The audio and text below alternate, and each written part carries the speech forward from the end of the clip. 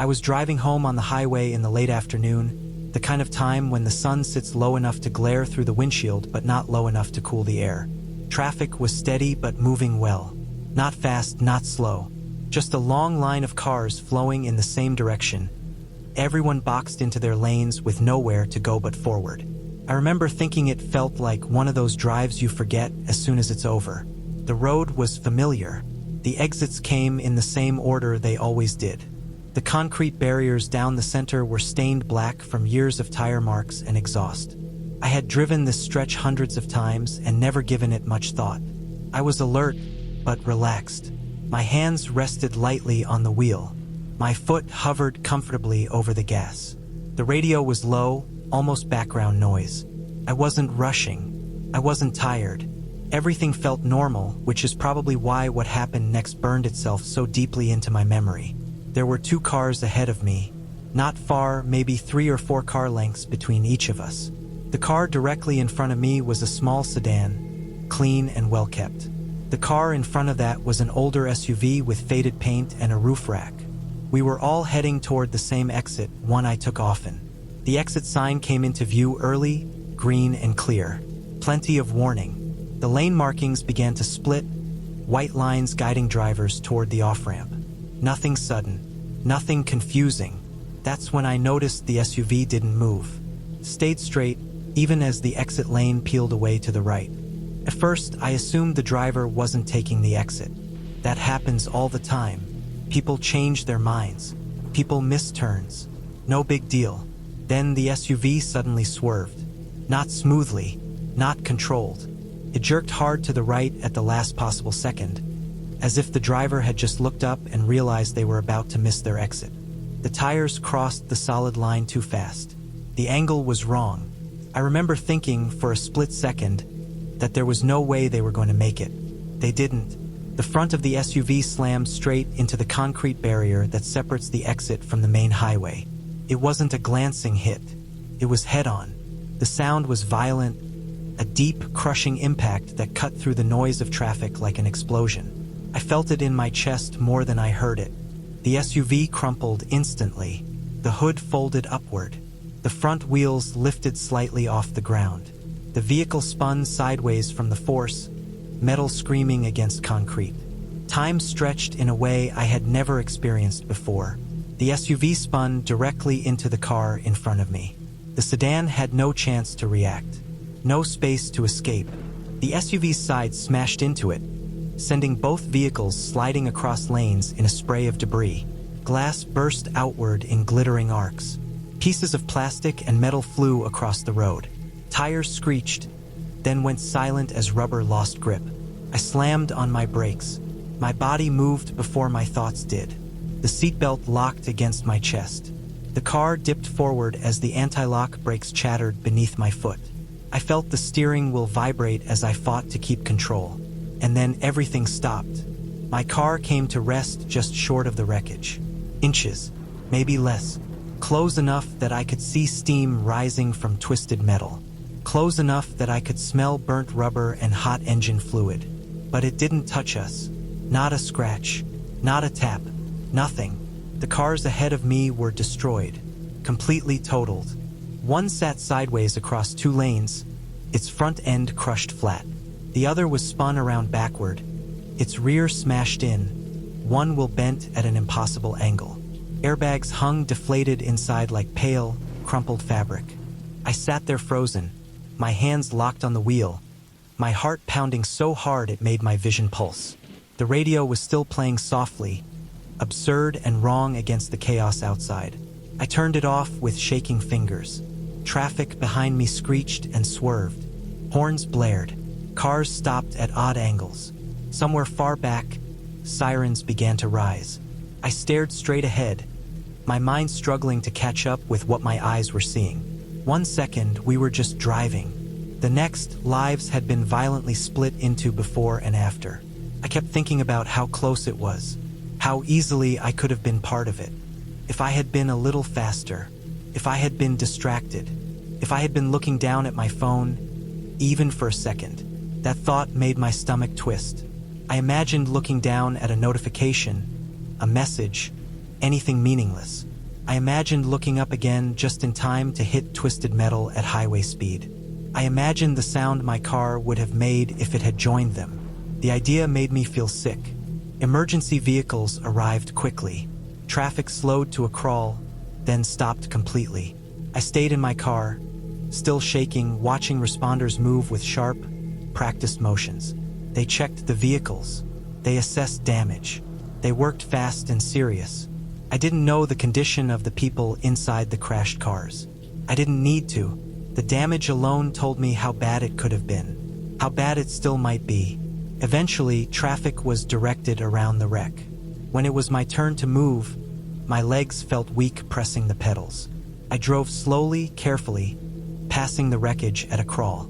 I didn't want to look, but I couldn't not look. The concrete barrier was scarred with fresh marks, deep gouges where metal had scraped and torn. It looked solid and permanent, but I had just watched it stop a vehicle in the most brutal way possible. Once I was past the scene, the road opened up again. Cars resumed speed. People went back to wherever they were headed. But I didn't feel the same. My hands stayed tight on the wheel the rest of the drive.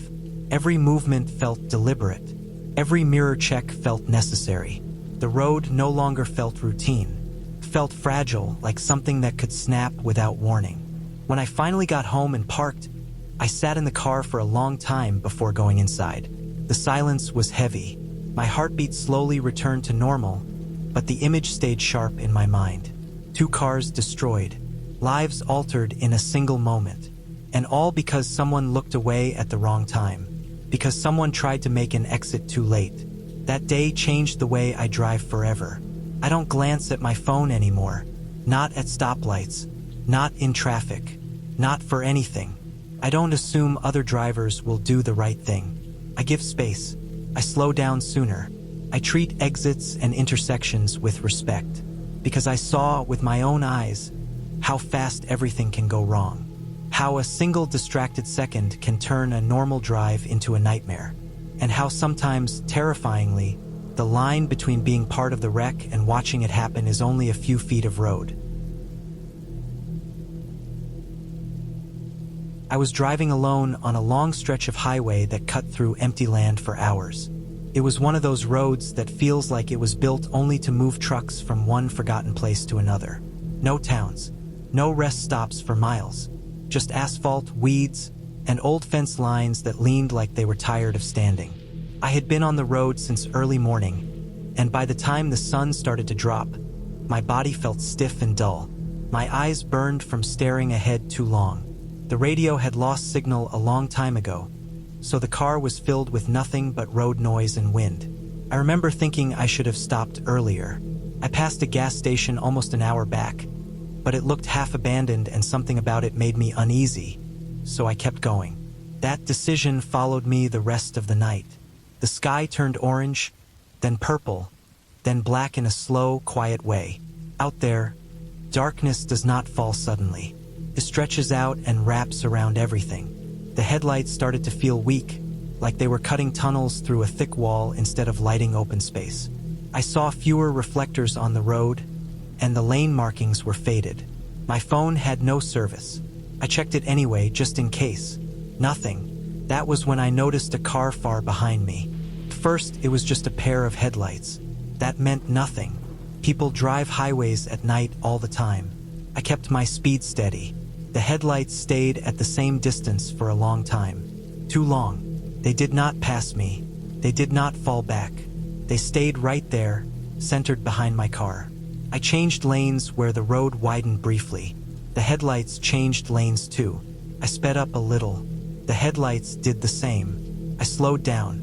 They slowed down. I told myself not to jump to conclusions. Out here, there are not many options. Maybe the driver was tired too. Maybe they were just following the road. Still, the feeling started to crawl up my spine. The kind of feeling that makes you sit straighter and grip the wheel harder without even realizing it. Miles passed like that. No exits. No signs. Just the road and those headlights. I tried to calm myself by watching small details. Cracks in the pavement. Dead bugs on the windshield. The low fuel light had not come on yet, but I knew I was getting close. I did mental math with the miles. I still had time, but not much. The car behind me moved closer. Not fast, not sudden, just slowly closing the gap. Close enough that the glare filled my mirrors. I adjusted the mirror, but it did not help much. The headlights were high and harsh. Not factory lights. Too bright, too white. My heart started to beat faster. I felt heat in my face and neck. I reminded myself that nothing had actually happened yet. Still, my body did not care about logic. It knew something was wrong. The road curved slightly, and for a moment, the headlights disappeared. I felt relief that surprised me with its strength. Then the road straightened, and the headlights were there again, closer than before. I noticed something else then. There were no other cars. None coming the other way, none passing, none behind the one following me. It was just the two of us on that stretch of road, surrounded by dark land that I could not see past the shoulders. I saw a sign ahead warning of road work. The speed limit dropped. Cones appeared along the side, old and dirty, some knocked over. The road narrowed. I slowed down because I had to. The car behind me did not like that. It moved even closer, so close that I could not see its license plate. Just light and shadow. I could feel pressure in my chest, like my body was preparing for something bad. I kept my eyes forward. I did not want to look back too much. The road work area ended as suddenly as it began. No workers, no equipment, just a normal road again. The speed limit went back up. I sped up. The car stayed with me. That was when I realized I was being followed on purpose. The thought landed heavy and cold. There was no reason to stay behind me this long otherwise. No passing attempt. No backing off. Just constant presence. I considered stopping. I thought about pulling over to the shoulder and letting them go. The shoulder was narrow and uneven. Past it was a ditch. If I stopped and something went wrong, there would be nowhere to go. No lights, no help. I kept driving. Another sign appeared, barely visible until my headlights hit it. A rest area in 2 miles. I felt a small rush of hope. Lights meant safety. Cameras. Other people. The miles crawled by. The rest area finally appeared as a dark shape off the road. A small loop with a few parking spots and a building set back in the trees. The lights were on, but they were dim and yellow. Only one other vehicle was parked there, a large van with no markings. I signaled and took the exit. The car followed me. The moment my tires left the highway, my heart dropped. I did not know what I expected, but seeing those headlights turn with me felt like confirmation of my worst thought. I parked near the building close to the lights. I stayed in the car with the engine running. The other car pulled in slowly and stopped a few spaces away. The engine stayed on. The lights stayed on. I sat there, frozen, watching the reflection of light move across my dashboard. My hands shook on the steering wheel. I thought about getting out and going into the building, but the idea of turning my back felt wrong. I thought about driving away, but I did not know if that would make things worse. Minutes passed.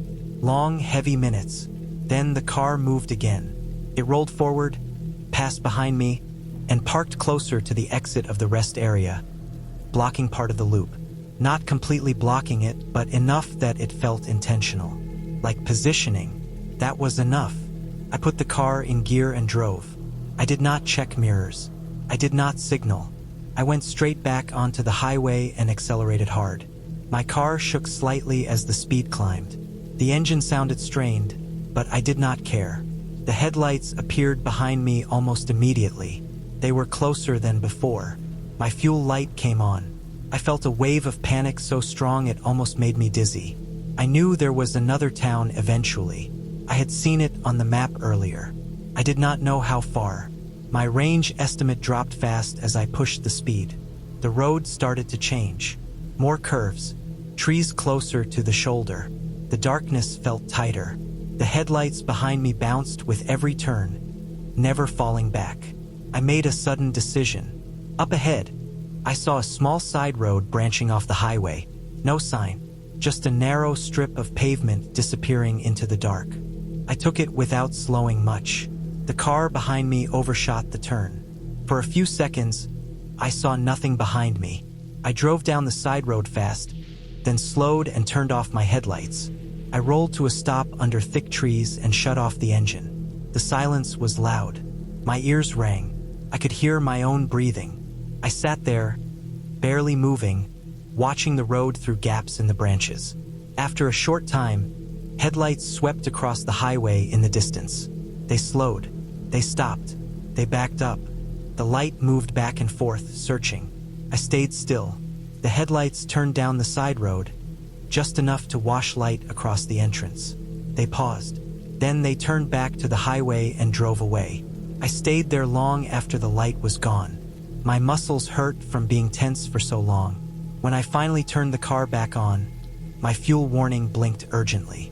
I drove slowly, carefully, until I reached a small town just before the tank went empty. I parked under bright lights near other cars and stayed there until morning. I never saw that car again.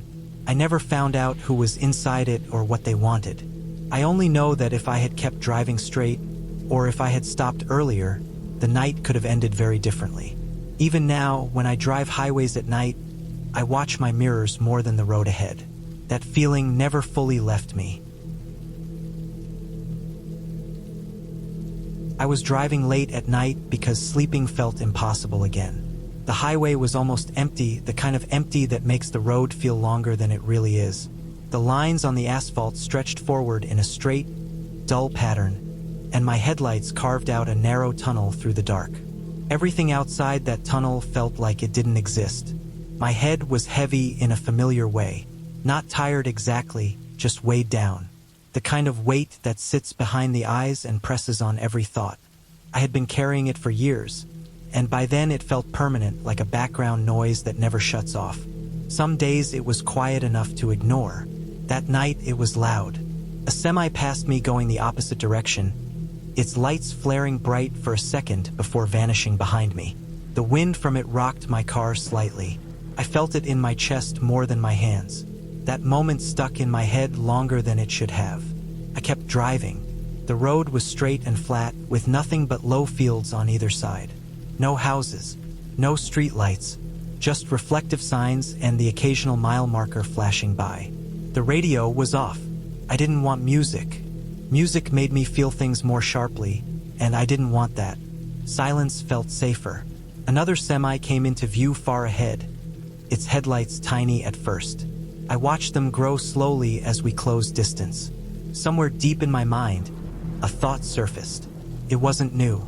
It had been there before, drifting in and out over the years. The idea of just not continuing, of letting the road end everything. The thought scared me, but it also didn't. That was the worst part. It felt calm in a way that made my stomach twist. My hands stayed steady on the wheel, but my chest tightened. I knew where the thought could go if I let it. As the semi passed, I felt a sudden rush of guilt so sharp it made me flinch. The truck disappeared behind me, and I imagined the driver inside. A real person. Someone with a job, a life, a family, a routine. Someone who woke up that morning expecting to go home at the end of their shift. The idea of destroying someone else like that made my throat close. Whatever was wrong with me, whatever weight I carried, it wasn't theirs. They didn't sign up to be part of my worst moment. They didn't deserve to live with that image burned into their mind forever. I drove faster without meaning to. The speedometer climbed, and the road hummed louder beneath the tires. The lines blurred a little at the edges. My heart started to race, not from fear of crashing, but from how close my thoughts were getting to a line I didn't want to cross. More trucks passed. Each one reminded me of the same thing. Every driver was a person moving through the night just like me, trying to get somewhere, trying to finish something. The highway wasn't just a strip of pavement. It was a shared space full of lives intersecting for brief moments. I realized then how thin the barrier was between a thought and an action. How easily exhaustion and sadness could push someone into a decision that could never be taken back. That scared me more than the dark road or the empty miles. My hands started to shake. I took my foot off the gas and let the car slow. The engine noise softened. The world outside felt less aggressive. I focused on small things to anchor myself. The feel of the steering wheel, the slight vibration of the seat, The way the headlights lit up the reflectors one by one. I pulled into a rest area not long after. It wasn't much.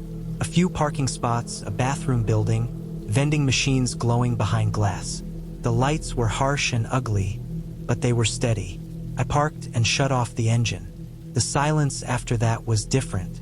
It wasn't empty.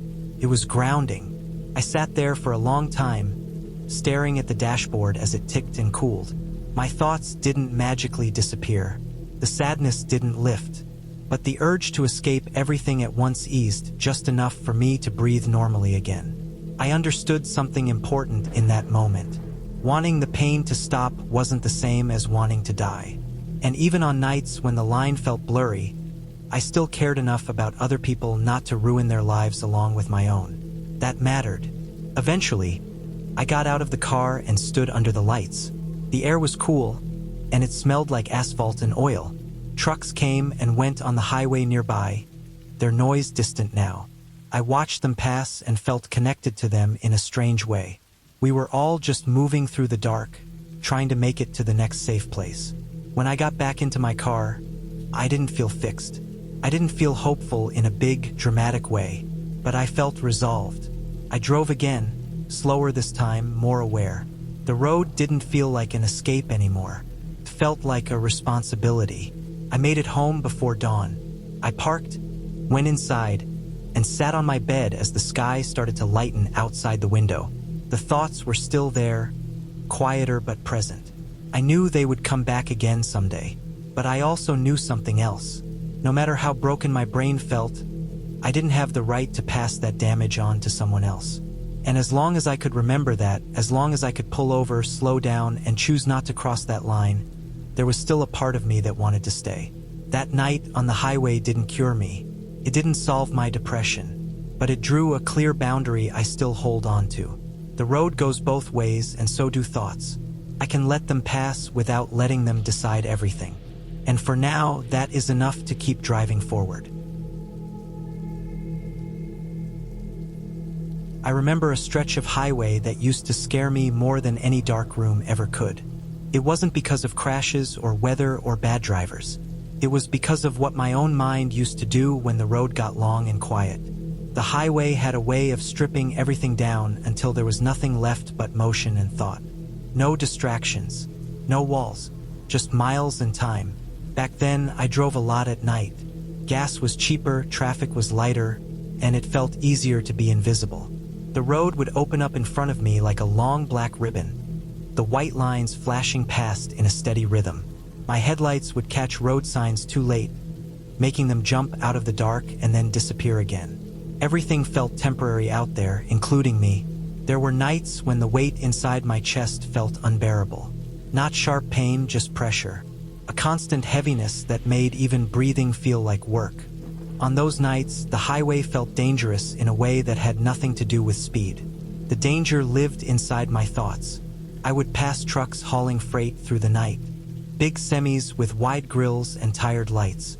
They moved with purpose, steady and unavoidable. Seeing them always stirred something dark in me. The thought would come uninvited, quiet but clear, like a bad suggestion whispered at the wrong time.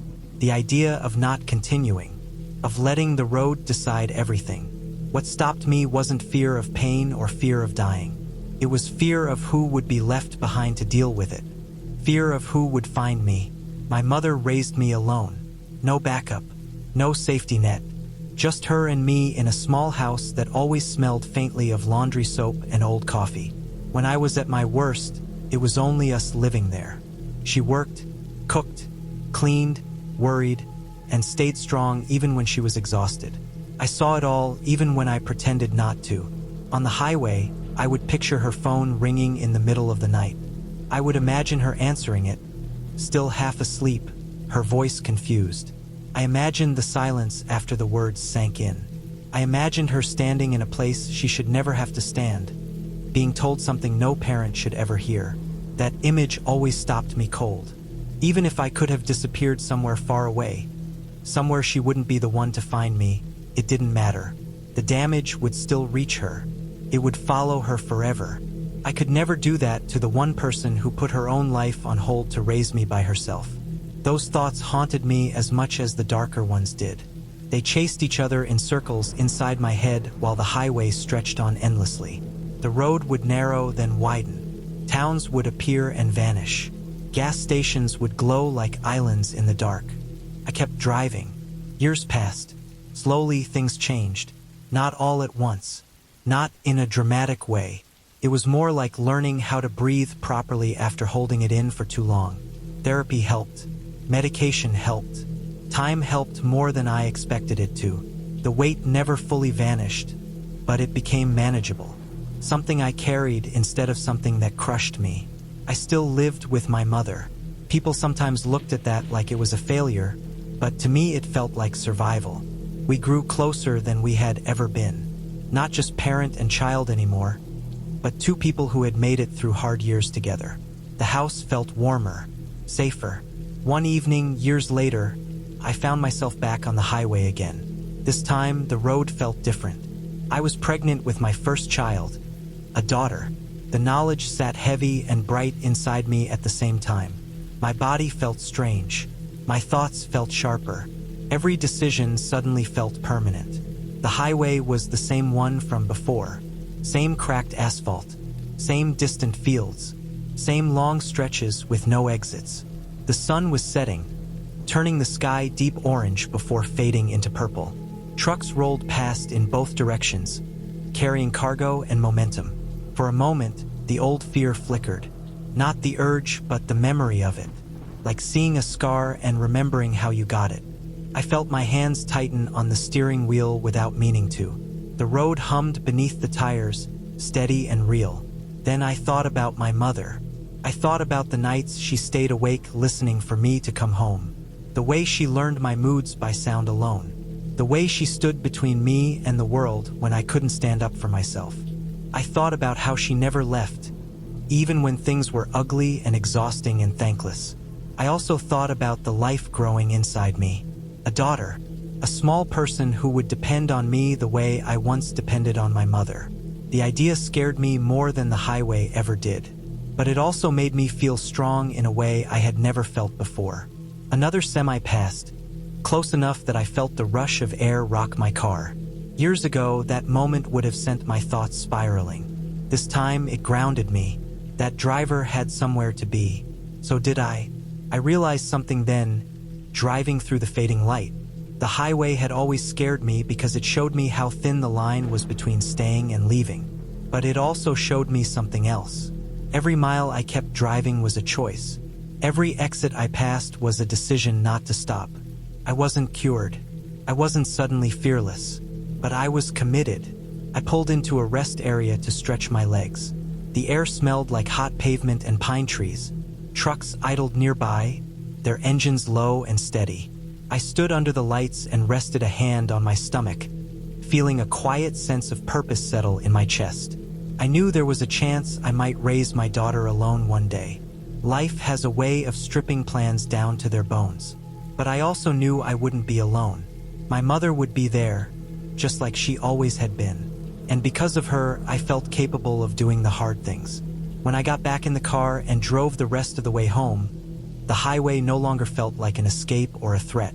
It felt like a reminder of where I had been and how far I had come. A reminder that staying is sometimes the bravest thing a person can do. I parked in the driveway just as the sky fully darkened. The house lights were on, warm and familiar. Inside was a life built slowly, painfully, and honestly. A life worth protecting. The highway still exists. It always will. Long, quiet, and unforgiving if you let it be. But now, when I think about it, I don't think about endings. I think about movement. I think about how my mother helped me survive long enough to build something beautiful.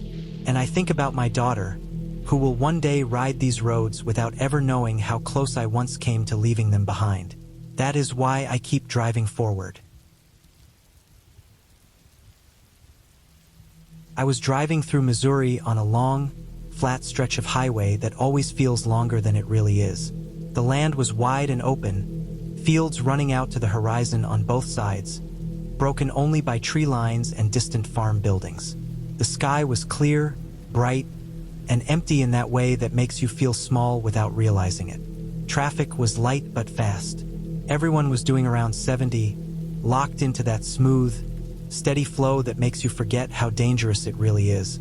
I remember feeling calm, not happy or excited, just settled into the drive. My hands were loose on the steering wheel. My eyes scanned the road automatically, mirrors, lanes, signs. The usual routine. The exits were spaced far apart out there, and the signs came early, tall green boards mounted on thick metal poles, impossible to miss if you were paying attention. The van was ahead of me, maybe 6 or 7 car lengths up. A white cargo van, older, with faded paint and dirt streaks along the sides. No markings, no windows in the back. It stayed in the right lane, moving at the same speed as everyone else. Nothing about it stood out at first. We passed an exit sign. Big, clear, easy to read. I watched the van drift slightly right, like it might be getting ready to take it. Then it stayed straight. The exit lane peeled off and the van missed it completely. That happens all the time. People miss exits. Usually they just keep going and take the next one. That's what you're supposed to do. That's what keeps everyone alive. But about 50 yards past the exit, the van did something I still can't fully believe. Without slowing down, it suddenly jerked right. Not a smooth lane change, not a controlled move. It was a hard, desperate cut, like the driver had just realized where they were and panicked. The van crossed the shoulder at full highway speed and went straight into the grass divide between the exit and the main road. At 70 miles an hour, the grass wasn't flat. It was uneven, torn up in places, sloping toward the exit ramp. The van bounced violently as soon as it left the pavement. The suspension bottomed out hard. I saw the whole vehicle lift slightly, all 4 wheels losing contact for a split second before slamming back down. My heart jumped into my throat. The van kept going, tearing through the grass, completely out of control. Then it hit the exit sign. The sign didn't bend. It didn't fall slowly. It exploded. The metal pole snapped, and the green sign board tore loose, twisting as it came down. Pieces of metal and bolts flew through the air. The sign crashed down behind the van, skidding and spinning across the grass like a giant, broken blade. At the same time, the van swerved back toward the highway, came back at a terrible angle, sliding sideways, the tires screaming as they fought for grip. For a moment, the van was almost fully sideways across the right lane. I don't know how it didn't roll. The center of gravity had to be right on the edge. I could see the body lean, the suspension flex, the whole thing wobbling like it was about to tip. I slammed on my brakes. So did the cars behind me. Tires squealed. The smooth flow of traffic shattered instantly. Everyone swerved, trying to give space, trying not to hit the van if it rolled or spun again. But somehow, impossibly, the van straightened out. It snapped back into the lane, fishtailing once, then twice, before finally stabilizing. Kept moving forward like nothing had happened, still at speed, still on the highway. My hands were shaking so hard I had to loosen my grip on the wheel and then grab it again. My chest felt tight, like I had been holding my breath without realizing it. I checked my mirrors, half expecting to see another crash behind me, but somehow everyone had avoided each other. The exit sign was gone, completely gone. Just a broken pole sticking out of the ground and twisted metal lying in the grass. Anyone coming up behind us later would have no idea there had even been an exit there. I stayed back from the van, giving it more space than I ever had from another vehicle. I didn't trust it. I didn't trust the driver. I didn't trust the van to stay together. About a mile down the highway, I saw smoke. At first, it was faint, a thin gray trail drifting behind the van, barely visible against the bright sky. Then it got thicker, darker. It poured out from under the hood and along the side, blown back by the wind. The van didn't slow down. I watched the smoke grow heavier, rolling in thick clouds, the kind that usually means something important has gone very wrong. I guess the radiator was gone, cracked or crushed when the van hit the grass or slammed back onto the road. The engine was probably overheating fast. Still, the van kept going. We passed another exit. The van stayed on the highway. The smoke got worse, thick enough now that I didn't want to drive directly behind it anymore. I changed lanes to keep distance. My eyes locked on the van as I passed. The side panel was dented. One of the wheels looked slightly off, like it wasn't sitting right anymore. The driver window was down, smoke curling past it and disappearing behind. The van passed a second exit. Still didn't get off. At that point, the fear changed shape. It wasn't just about what I had seen. It was about what might happen next. An engine seizure at highway speed. Tire blowout. Fire. Any of it could turn that van into a rolling disaster again. This time with no grass divide to absorb the mistake. Finally, after another long stretch, the van slowed and took an exit. Smoke poured out as it left the highway, trailing behind it like a warning. I didn't follow. I kept going, my pulse still racing, my mind replaying every second over and over. The road felt different after that. I kept thinking about that missing sign. How many drivers would come through later, looking for that exit and not seeing it? How many would slow suddenly or swerve at the last second, confused and unprepared? One mistake had already destroyed something solid and permanent. The damage didn't end when the van left. By the time I reached my destination, my body still felt tight and restless. I sat in my car for a while after parking, staring out at nothing, trying to settle down. The image of that van going sideways at 70 miles an hour stayed sharp in my head. What scared me most wasn't the violence of it. It was how close it came to being worse. How easily that van could have rolled. How easily it could have crossed into another lane and taken someone else with it. How easily a moment of panic turned into a chain of danger that kept going long after the first mistake. That drive taught me something I never forgot. Missing an exit is nothing. Costs minutes. Panic costs lives. And sometimes the damage keeps spreading quietly, long after the smoke clears and the road looks normal again.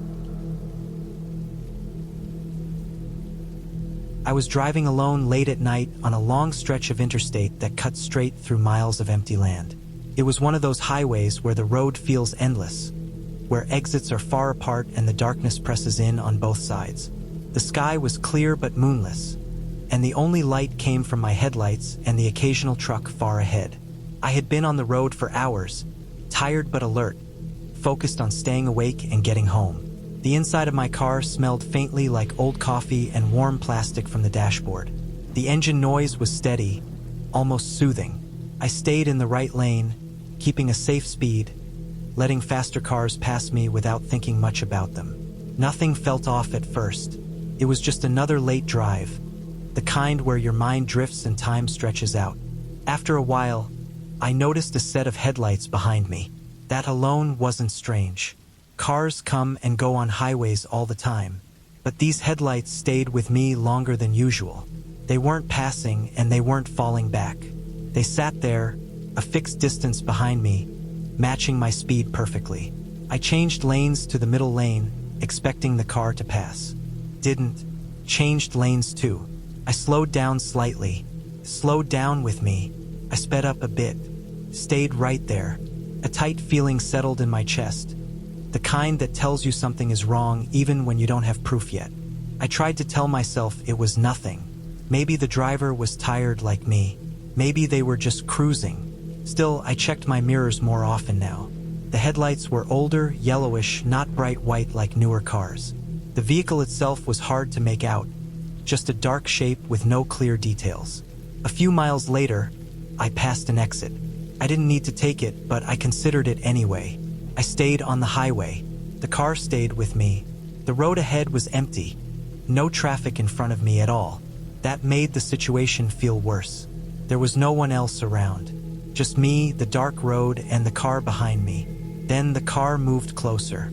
The headlights filled my rearview mirror, bright enough to force me to flip it to night mode. They were riding my bumper now, far too close for that speed.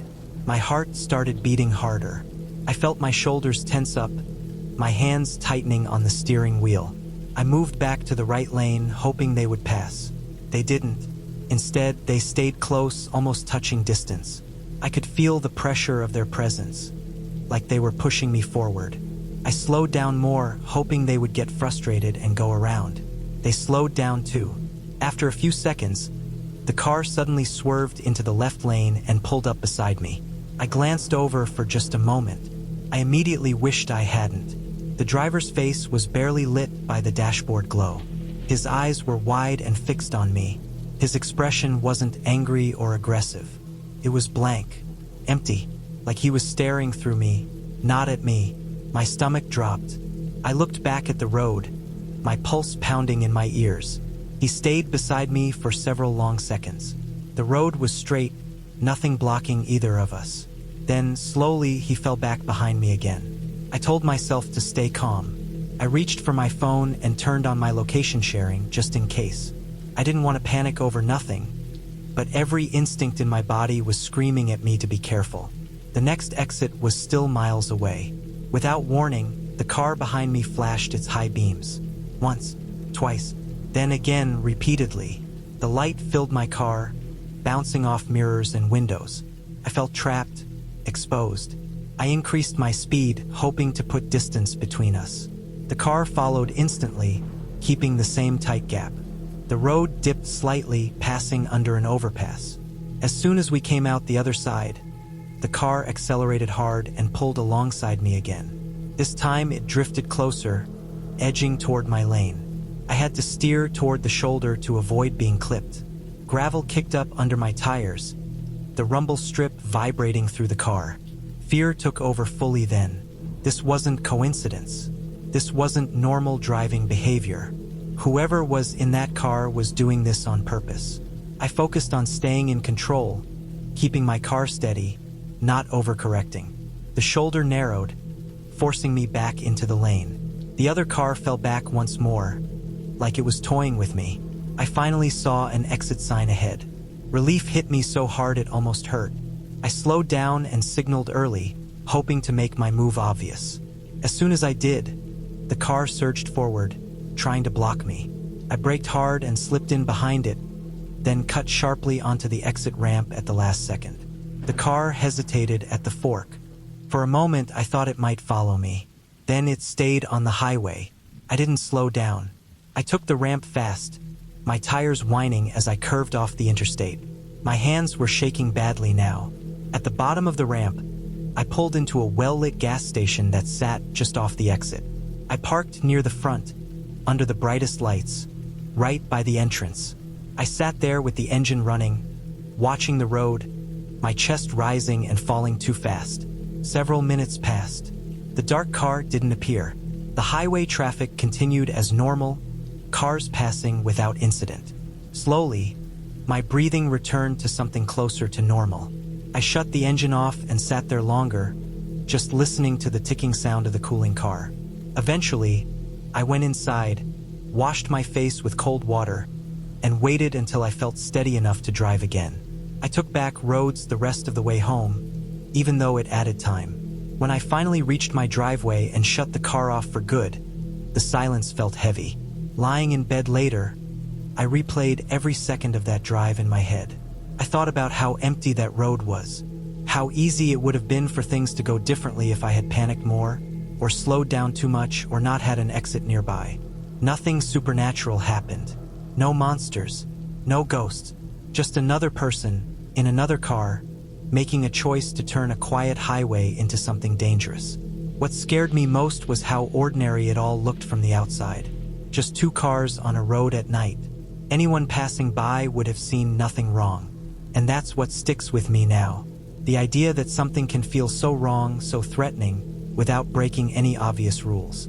Since that night, I don't take empty highways for granted anymore. I plan my exits. I trust my instincts. And I never assume that a quiet road means a safe one.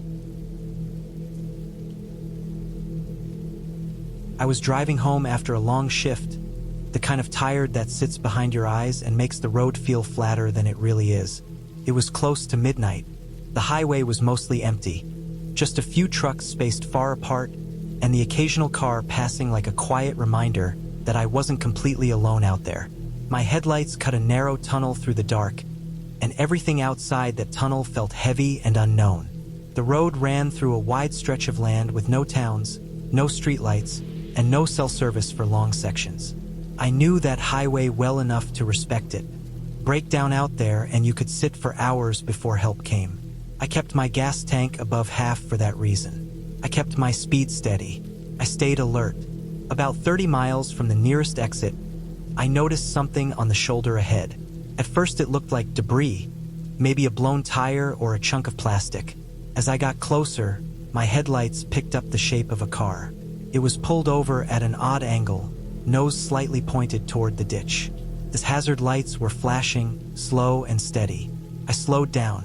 I didn't plan to stop, just to pass carefully. But as I came alongside it, I saw movement inside. Someone was in the driver's seat, slumped forward, head resting against the steering wheel. The driver's door was open just a crack, enough to let the interior light glow faintly. I passed it, then hesitated. I checked my mirror. The car stayed there, hazard still blinking, the figure inside not moving. A tight feeling settled in my stomach. I told myself it was none of my business. People stop for all kinds of reasons, but the image of that unmoving shape stuck with me. After another quarter mile, I eased onto the shoulder and stopped. I sat there with my engine running, watching the dark road ahead and behind. Trucks roared past occasionally, shaking my car. I waited, thinking maybe someone else would stop. No one did. I pulled back onto the highway and slowly drove back toward the car.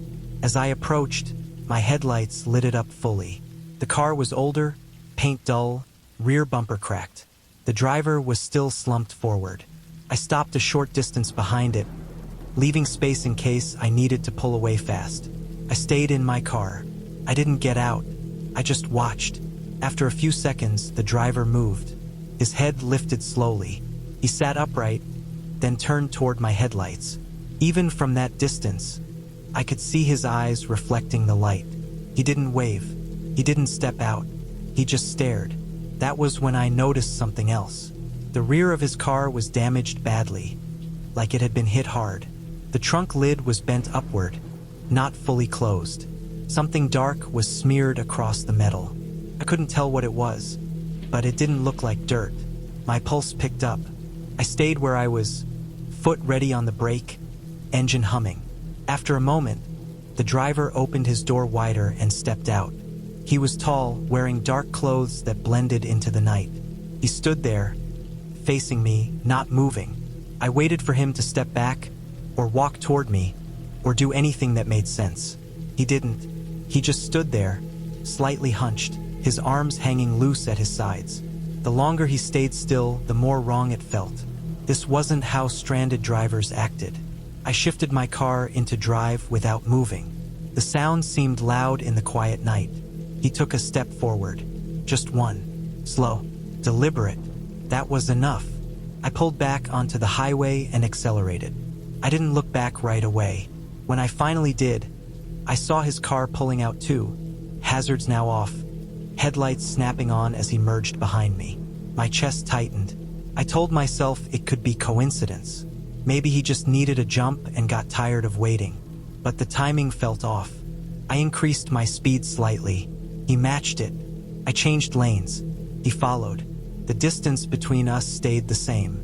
Not close enough to be aggressive, not far enough to ignore. Just there, watching. The highway stretched ahead, empty and straight. No exits for miles. After a few minutes, his headlights flickered. Once, twice, then they stayed steady again. I focused on my breathing, on keeping my car centered in the lane. I reminded myself not to panic. Panic makes mistakes. Then he moved closer. The gap shrank until his headlights filled my mirrors. I sped up. He stayed right there. My heart hammered against my ribs. The sense of being hunted crept in, slow and cold. A truck appeared ahead in the right lane. I moved left to pass it, hoping the traffic would break things up. As I came alongside the truck, the car behind me pulled into the left lane too, boxing me in. For a few seconds, I was trapped between the truck and him. When I finally cleared the truck and moved right, he stayed behind me. The road dipped into a shallow valley, then rose again. At the crest, I saw flashing lights far ahead. Red and blue, faint but unmistakable. Relief hit me hard. I kept my speed steady and headed toward the lights. As we got closer, I could see a patrol car parked on the shoulder, another one farther ahead. The man behind me slowed. The distance between us grew. As I passed the first patrol car, the second one pulled out onto the highway. It accelerated quickly, lights still flashing, and slid in behind the car that had been following me. Within seconds, the patrol car signaled, and the other car moved to the shoulder. I didn't stop. I kept driving, my hands shaking on the wheel. In my mirror, I saw the patrol car stop behind him. Another unit arrived moments later. They approached his car carefully, staying alert. I drove until the next exit and pulled off. I parked under the lights of a closed rest area and sat there for a long time. My body felt hollow, like all the energy had drained out of me at once. I stared at the steering wheel, replaying every moment. Later, after I finally got home and checked the news, I saw a short report. A man had been arrested on the highway after a traffic stop.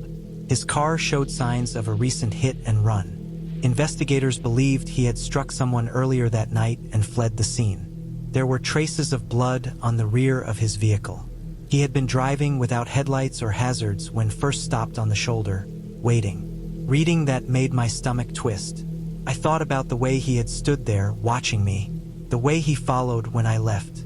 I realized how close I had come to stopping completely, to getting out of my car, to putting myself within reach of someone who was already desperate and dangerous. The highway didn't look different the next time I drove it. Same asphalt, same lines, same dark stretches between exits. But it felt different. I understood then how thin the line is between a normal drive and something much worse. How quickly a quiet road can turn into a place where one bad decision is all it takes. I didn't save anyone that night. I didn't chase anyone down. I just trusted the feeling that told me to keep my distance and keep moving. And that was enough. Every time I pass a car on the shoulder now, I slow down, I look, and I keep my doors locked. Some dangers don't announce themselves loudly. They wait, blinking quietly in the dark, hoping you'll stop.